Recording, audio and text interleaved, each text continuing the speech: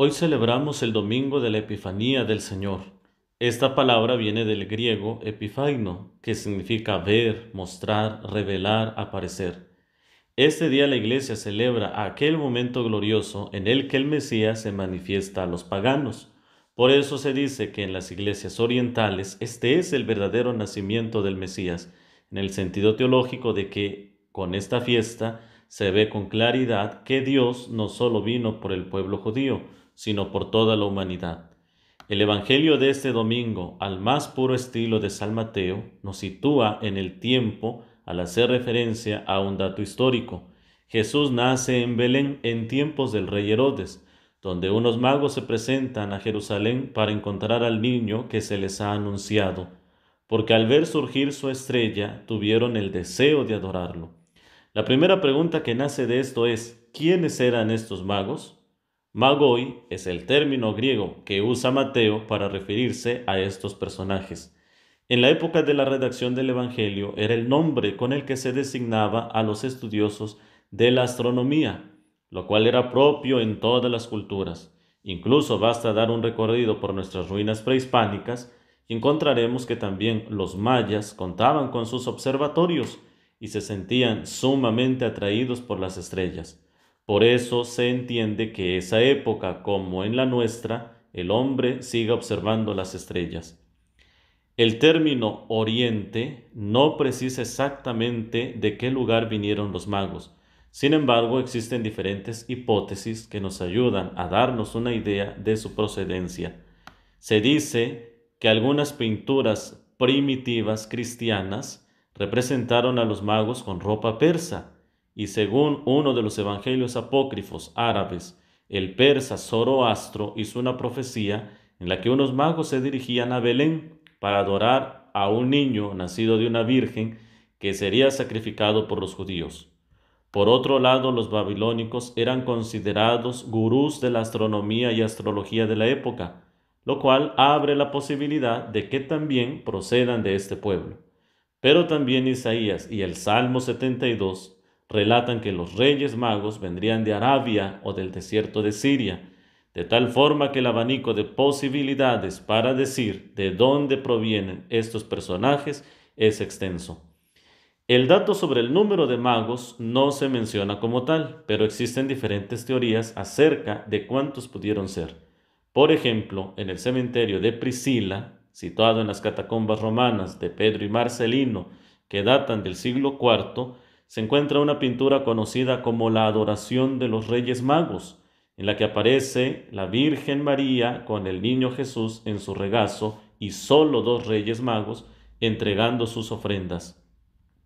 Por otro lado, una pintura de las catacumbas de Santa Domitila del siglo III, también en Roma, muestra a cuatro reyes magos en torno al recién nacido, reafirmando la fantasía creada por el teólogo Henry Van Dyke en su cuento navideño El otro rey mago de 1896, en el que el otro mago llamado Artaban se suma al viaje para regalar al niño piedras preciosas con poderes protectores.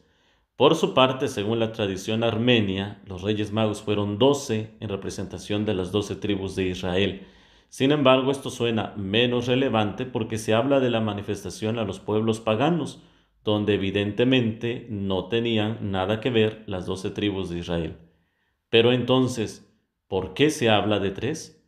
Se dice que eran tres regalos. Sin embargo, en algunos escritos llamados evangelios apócrifos, como el Evangelio armenio de la infancia, la versión etíope del protoevangelio de Santiago, en los que se narra la infancia de la Virgen María y el nacimiento de Jesús, ha formado parte de esta tradición hablar de tres, tomando en cuenta los regalos que ofrecen y lo simbólico de la numeración. Se ha mantenido entonces esta tradición, pues tres son las personas de la Trinidad. Tres fueron los ángeles que visitaron a Abraham. Tres fueron los reyes más importantes de Israel. 3 años fueron los años de predicación de Jesús.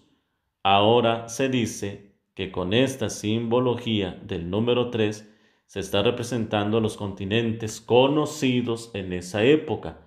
Por eso uno sería procedente de Grecia, Europa, el segundo de la India, Asia, y el tercero de Egipto, África. Asimismo, se puede ver en los animales que los portan el caballo para el europeo, el elefante para el asiático y el camello para el africano. Lo que es cierto, como decía el Papa Benedicto XVI en su libro sobre la infancia de Jesús, que estos magos eran personas sabias con un profundo deseo de encontrarse con la verdad, pues estos fueron los motivos para buscar al recién nacido. ¿Cuáles eran sus nombres? Esta es otra pregunta que nos podemos hacer. Para ello nos tenemos que trasladar al siglo IV para encontrar una referencia a ellos y a su condición de reyes en la obra siriaca Cueva de Tesoros, que se refiere a ellos como Omizda, Yazdegerd y Perosa, rey de Persia, rey de Sabá y rey de Arabia, respectivamente. Por su parte, en el Evangelio apócrifo de Santiago, hace referencia a los nombres de Melcón, Gaspar y Baltasar, rey de los persas, de los indios y de los árabes. Como es evidente, los magos lo primero que hicieron fue llegar al palacio de Herodes, precisamente porque según los criterios humanos, ese era el lugar más idóneo para el nacimiento de un rey, y probablemente pensaban que en ese momento el rey y el pueblo estaban celebrando tan grandioso acontecimiento.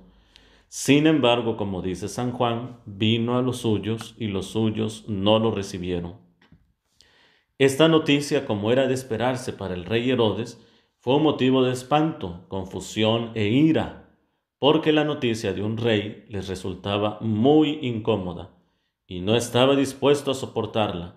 Solo para que nos demos una idea del temor a perder el trono que agobiaba al rey, se dice que años atrás había mandado matar a 2 de sus hijos, que resultaban una amenaza para él, y años después él mismo había matado a otro de sus hijos, por lo que es de entender que una noticia de esta dimensión era totalmente perturbadora.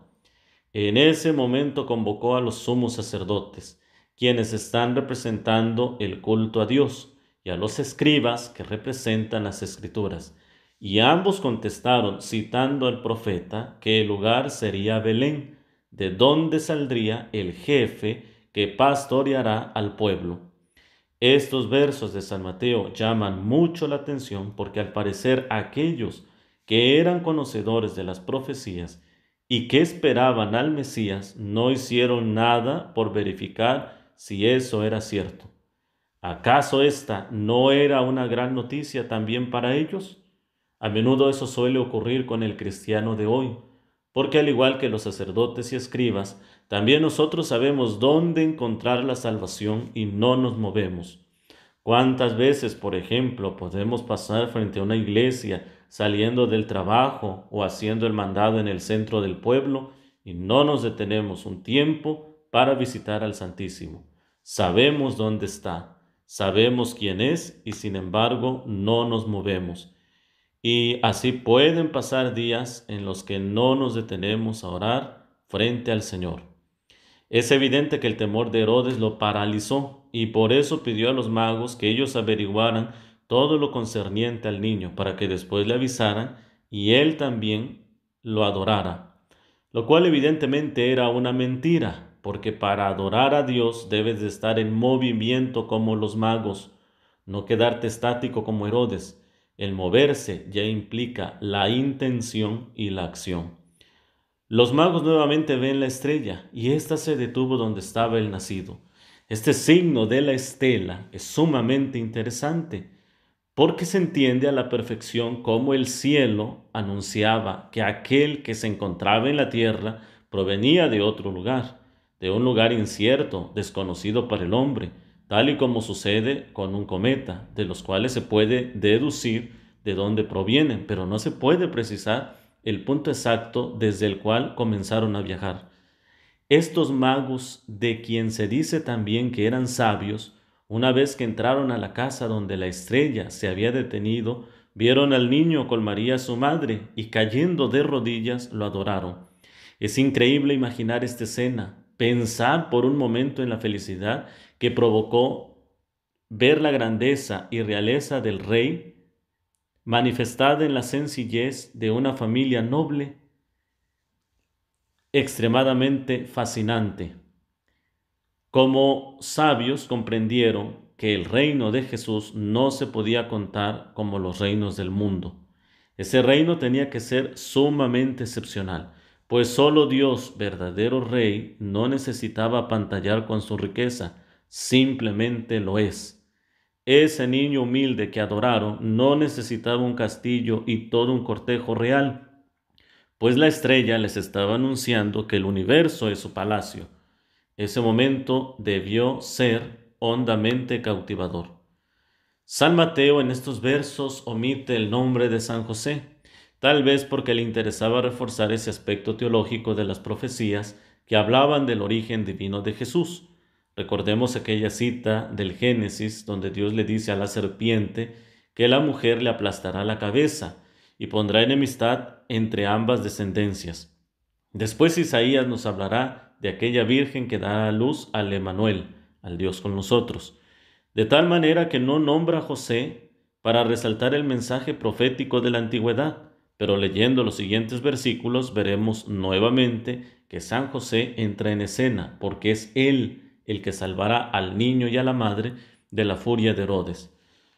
Los magos, después de ese maravilloso momento de adoración y contemplación, hicieron entrega de sus ofrendas: el oro por ser rey, el incienso por ser Dios y la mirra por ser hombre. En estos dones podemos ver reflejados lo que ellos de verdad esperaban del Mesías. Son una muestra clara de que sus percepciones sobre el rey eran verdaderamente divinas. Ellos supieron reconocer en ese pequeño niño todos los elementos de una auténtica cristología. Jesús es verdadero Dios y verdadero hombre. Después de ese grandioso momento del que no sabemos exactamente cuántos días duró, se retiraron y regresaron a su tierra por otro camino, debido a que fueron avisados de no volver ante Herodes. Finalmente podemos preguntarnos, ¿dónde están las reliquias de los magos? Se dice que en el año 300 Santa Elena, madre del emperador romano Constantino, se dedicó a rescatar reliquias y fue en Sabá donde consiguió reunir de nuevo a los reyes magos y ordenó su traslado a Constantinopla, la actual Estambul, donde permanecieron durante 3 siglos en una capilla ortodoxa. Más adelante, en tiempos de la Segunda Cruzada, el obispo de Milán, San Eustorgio, religioso noble de origen helénico, visitó Constantinopla para que el emperador le permitiera aceptar su reciente nombramiento. Este no solo dio su consentimiento, sino que además hizo un regalo inolvidable: las veneradas reliquias. Para trasladarlas adquirió 2 robustos bueyes y un carro, hizo cargar sobre éste el sarcófago de granito y emprendió el viaje que terminó envuelto en leyendas. Una de las leyendas relataba que la misma estrella que mostró el camino de Belén resplandecía en la ruta de San Eustorgio. Otra cuenta que al cruzar los Balcanes, un lobo hambriento atacó y desgarró a uno de los bueyes. El santo dominó a la fiera y la colocó al yugo vacante, de forma que el lobo ayudó a cargar y así llegaron a Milán. En esa ciudad fue donde Federico Barbarroja, en el 1162, en sus guerras de conquista, saqueó esta ciudad tomando consigo las reliquias de los Reyes Magos como parte del botín. Las donó al arzobispo de Colonia, Alemania. Por ese motivo, en 1248 se iniciaron las obras para la construcción de una nueva catedral. Las obras tomaron casi 3 siglos. Las reliquias se encuentran ahora detrás del altar mayor de la Catedral de Colonia. El sarcófago mide alrededor de 2,5 metros de alto y es probable el más grande de todo el mundo en su tipo. Para nosotros como mexicanos, esta fiesta está llena de misticismo y alegría para todas las edades, pues desde el recién nacido y el niño y la niña pequeña que reciben sus juguetitos hasta el más grande abuelito es motivo de felicidad. Todos los que hemos crecido no podemos negar que más de una vez esperamos emocionados a los Reyes Magos. Siempre soñábamos con verlos. Había quienes hasta les colocaban un regalo, un plato de comida para agradecerles ese gran viaje que habían hecho para poder llevarles su juguete. Después, cuando creímos llegar al uso de razón, al parecer la desilusión llegó, porque según nosotros creíamos haber descubierto quiénes eran de verdad los Reyes Magos. Y algunos, con la presunción de conocer esa verdad, suelen desmotivar a aquellos que creen en ellos de verdad. Es cierto que llega un momento en nuestra vida en el que conocemos a los Reyes Magos, sabemos dónde viven y cómo se llaman. ¿Acaso esto no sería un motivo suficiente para agradecerles todas las alegrías que nos dieron cuando éramos niños? Ahora que crecimos, sabemos de verdad que hacían magia, porque se inventaban muchos trucos para conseguir los regalos que nos llegaban. Tenían que dormirse hasta muy tarde y en medio de la noche y del frío salir a buscar los regalos. Ahora de grandes podemos calcular cuántos días de salario tuvieron que ahorrar para poder conseguir esos obsequios. Por eso agradezcamos de verdad a los Reyes Magos que Dios nos dio. Y si sabemos de las dificultades de algún infante para poder recibir un regalo y está en nuestras manos el poder ayudarlo, no perdamos esa oportunidad de dar lo más importante, un momento de felicidad. Enseñemos a los niños que no se debe de exagerar pidiendo tantos regalos, que en sus cartas deben de expresar su humildad, que los Reyes Magos les pueden traer lo que ellos quieran. No dejemos que los niños desde corta edad se corrompan por el consumismo. No llenemos ese día de cosas como una tablet, un celular, que muchas veces no les permiten desarrollar del todo su creatividad. Para un niño no es más importante recibir 10 carros en lugar de uno si no tiene imaginación, porque es seguro que el que ha recibido uno lo cuidará más que aquel que recibió 10. Una niña que recibió una sencilla muñeca tendrá más creatividad para peinarla, cambiarla de ropa, sentarla, apapacharla, que aquella que recibió una que lo hace todo. No dejemos que nuestros niños crezcan creyéndose más importantes y exigentes que el niño Dios, porque eso no sería educarlos en el humanismo, sino en el consumismo. Deberíamos de enseñarles que esa noche antes de dormirse, esperando a los Reyes Magos, ellos también deberían de dejarles un regalo en la mesa, quizás un vaso de leche con pan, un vaso de vino, cerveza, unos dulces, una carta de gratitud más que de petición. No dejemos que esta hermosa tradición se convierta en una vana ilusión. Que en esta Epifanía nuestro corazón se abra para que, a ejemplo de los magos, también nosotros contemplemos la gloria de Dios.